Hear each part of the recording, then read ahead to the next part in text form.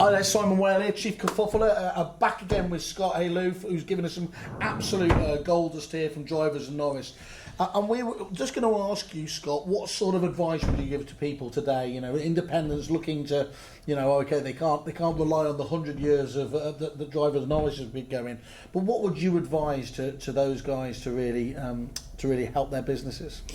Well, I think obviously a lot of our proposition is based on service. You know, you're not going to survive that long unless you're offering good service to your clients. But I think, you know, the best independent businesses are the ones that are structured. Yeah.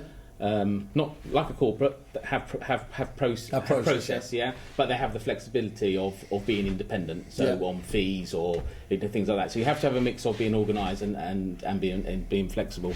But I think a part of our business that's been neglected is still to be supporting the community and still have a part within the community. Where we are in Holloway, Islington, Drivers Norris are part of the community. We do a lot of sponsorship for the schools and Manor Gardens and things like that. So it's something that's very important that you're seen as a business that adds value for the community. And that's something you've always practiced where you've been? It's difficult. Some areas it's difficult. I'm not going to, you know, obviously in London it's difficult. Here, you know, I used to work in Camden. There was a community there, and we used to be in Shoreditch and again. But you know, estate agencies, whilst sometimes they have a bad name, are part of the community. They are more in touch with the community, I don't think, than many different ones, aren't they? I mean, you're right, they do get a bad rep, but actually when you see the forward-thinking ones, it's hard to think of another career choice that gets so in touch with the community.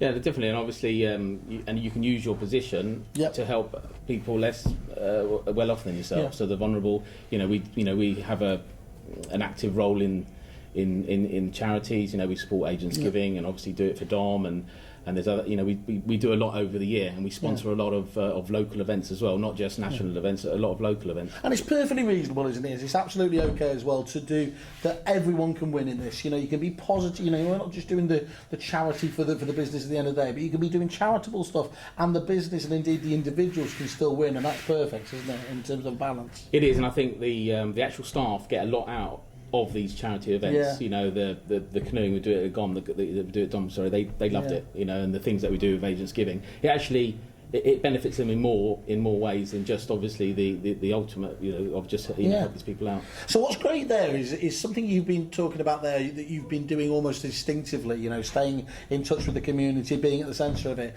It's something that actually the gurus, many of them obviously come over from Australia, the likes of Josh Fegan and Tom Panos, who talk about owning, you know, becoming micro, becoming, you know, hyper local and everything else there, going to your coffee shops and being seen around there. That's just stuff you've instinctively done, it sounds like, over the years. It is, and it's just to show people a bit of respect and be patient with people as well. You know, we had a chap that came in, was asking something non-property relevant. You know, the guys helped him. He ended up having a portfolio of 30 properties, which he's just given to us. So just wonderful stories, aren't they, when you hear about those? That's absolutely fantastic. Cheers, Scott. Thanks.